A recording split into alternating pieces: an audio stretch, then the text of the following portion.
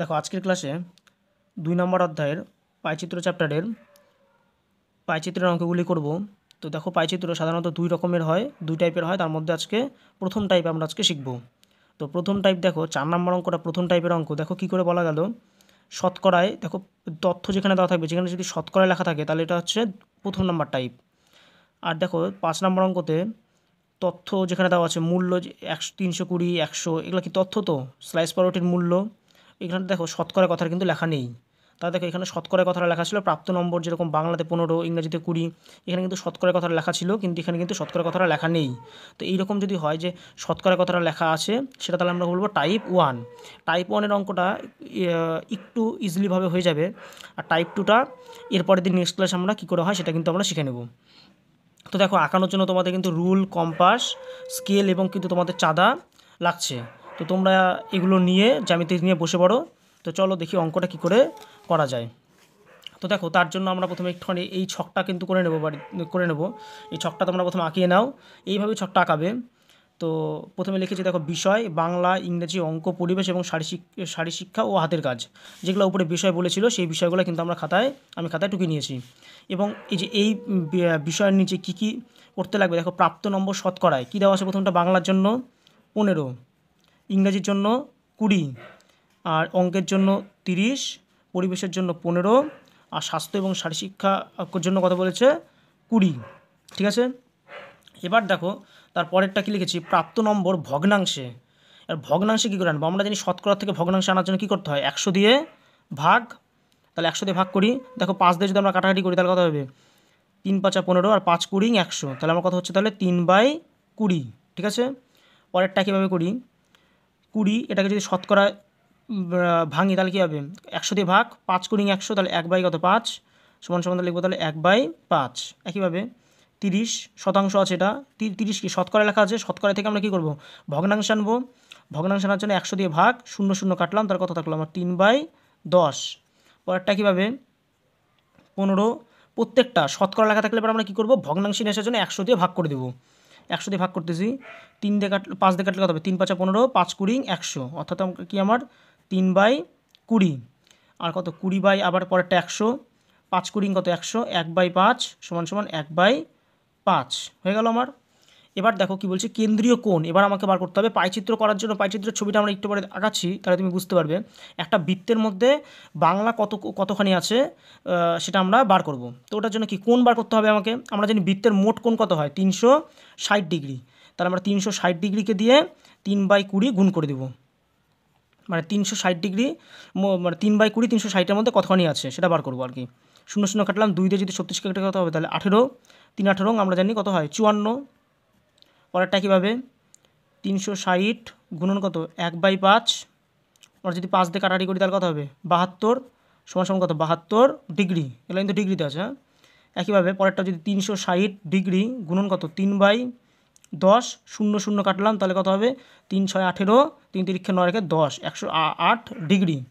পরেরটা দেখা কীভাবে, 360 ডিগ্রি গুণন কত 3/20, 0 0 কাটলাম, 2 দিয়ে যদি 36 কাটা হবে তাহলে আমার 18, তাহলে 3 18 54 ডিগ্রি। পরেরটা কীভাবে, 360 ডিগ্রি গুণন কত 1/5, 5 দিয়ে যদি আমরা কাটি তাহলে কত হবে 5 7 35, 5 2 10, মানে 72 ডিগ্রি হয়ে গেল। তাহলে দেখো আমার বৃত্তের মধ্যে কোনটা কত, বাংলা কত ডিগ্রি কোণ আছে, 54 ডিগ্রি, ইংরেজি 72 ডিগ্রি, অঙ্ক কত 108 ডিগ্রি, পরিবেশ কত 54 ডিগ্রি, এবং শারীরশিক্ষা ও হাতের কাজ কত 72 ডিগ্রি। এটা কিন্তু আমরা বার করে ফেললাম। এবার আমাদের শুধু বৃত্তটা পাইচিত্র আঁকিয়ে শুধুটা দেখাতে লাগবে। তাহলে আমরা এখানটা লিখে নিই, পাইচিত্র কথাটা লিখে নিই, শুধু পাইচিত্র, একটু পয়েন্টটা করে নিই, এটা পাইচিত্র পয়েন্ট করে এখন আমরা চিত্রটা আঁকাবো। দেখো চিত্রটা আঁকানোর জন্য আমরা কি বললাম, এই যে কম্পাস লাগবে একটা। তো কম্পাসে মোটামুটি খাতার মাঝে, হ্যাঁ, উপরে একটুখানি ফাঁকা রেখে আমরা কি করব, একটা মোটামুটি একটা মাপের কি করে নেব, একটা প্রথমে বৃত্ত এঁকে নেব। তাহলে প্রথমে একটা বৃত্ত এঁকে নিই।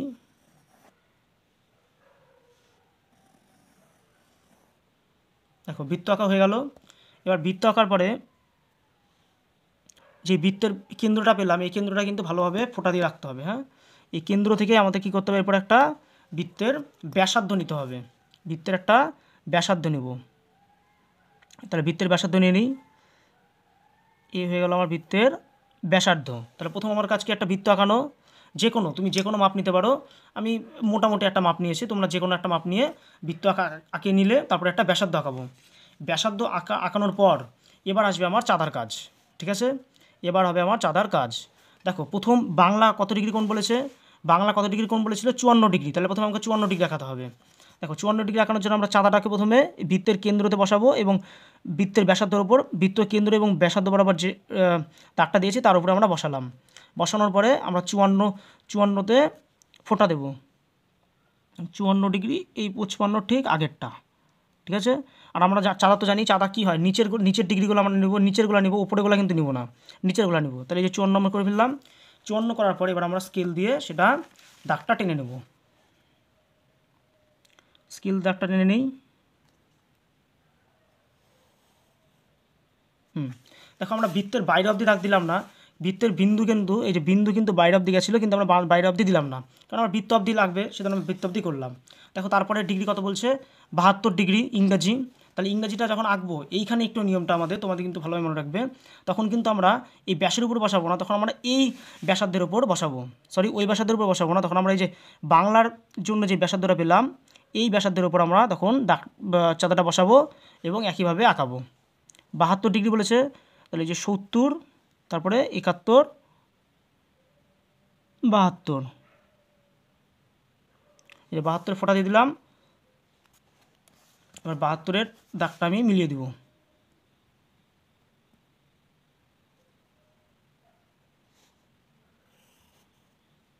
ঠিক আছে, 72-এর দাগটা মেলানো হয়ে গেল। এবার বলছে কত ডিগ্রি, আমাকে 108 ডিগ্রি আঁকাতে হবে। 108 ডিগ্রি আবার কী করে আঁকাবো, এবার চাঁদা বসাবো এই যে এখানে এই দাগটা দেবার চাঁদা বসাবো।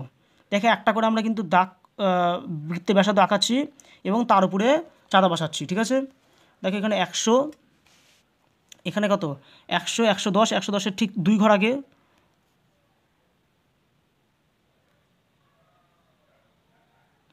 100-র আগে 110-এর 2 ঘর আগে এখানে বিন্দুটা হচ্ছে। তাহলে এই বিন্দু আর এই বিন্দু এখন আমি কী করবো, যোগ করে দেবো।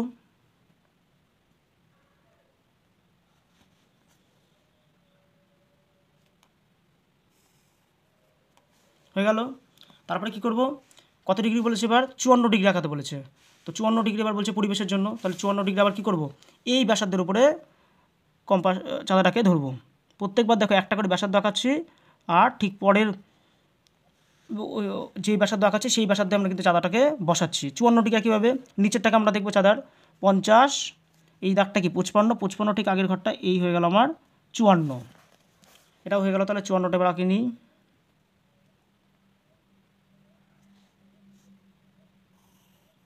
কমপ্লিট। আর দেখো লাস্টে একটা থাকবে 72। তোমরা যদি এখন এই যে এই চাঁদাটাকে বসাও তাহলে কিন্তু দেখতে পাবে যে 72 কিন্তু আমাদের চলে আসবে। যদি 72 না আসে তার মানে কিন্তু তোমরা কিন্তু তাহলে যে ভুল করেছো। ঠিক আছে, আমার কিন্তু 72 মিলে গেছে প্রায়। তোমরা এটা কিন্তু পরে কিন্তু মিলিয়ে দেখবে, তো 72 যেন এটা পরে কিন্তু আসে। ঠিক আছে, এবার আমরা কি করব, এই যে কোণগুলো তাহলে এবার লিখে দিই। প্রথম কোণটা আমার কত ছিল, 54 ডিগ্রি। 54 ডিগ্রি এটা কী ছিল, বাংলা, তাহলে বাংলা কথাটা লিখে নিই। পরেরটা কত ছিল, 72 ডিগ্রি। এটা নতুন একটা কোণ ছিল, নতুন একটা আবার দাগ দিলাম এরকম করে। এটা হচ্ছে 72 ডিগ্রি ইংরাজি। তারপরটা কত, 108 ডিগ্রি।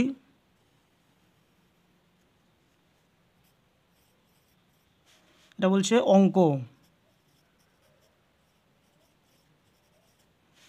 তারপরটা বলছে 54 ডিগ্রি, এটা পরিবেশ। আর তারপরটা আবার হচ্ছে 72 ডিগ্রি, এটা হচ্ছে শারীরশিক্ষা ও কি হাতের কাজ।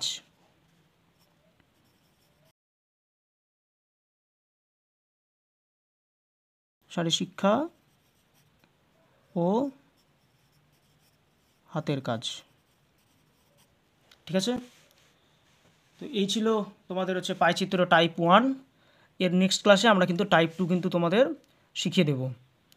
তো আশা করি তোমাদের ক্লাসটা ভালো লাগলো। এই পাইচিত্র কিন্তু থেকে তোমরা যেই স্কুলেই পড়ো, পাইচিত্র থেকে কিন্তু তোমাদের একটা অঙ্ক কিন্তু পরীক্ষায় আসবেই 4 নাম্বারের। তো তোমরা যদি ক্লাসটা বারবার করে দেখো কি কি বলেছি সেইভাবে তোমরা আঁকাও, তাহলে কিন্তু তোমরা 4 নাম্বার কিন্তু পুরোপুরি একবারে পেরে যাবে। তো 4 নাম্বারে কিন্তু তোমাদের আজকে কিন্তু ক্লাস করে দিলাম। তো আশা করি তোমার ক্লাসটা ভালো লাগলে একটা লাইক করো, কমেন্ট করো এবং বন্ধুদের মধ্যে শেয়ার করো। আজকের মতো এটুকুই, গুড বাই।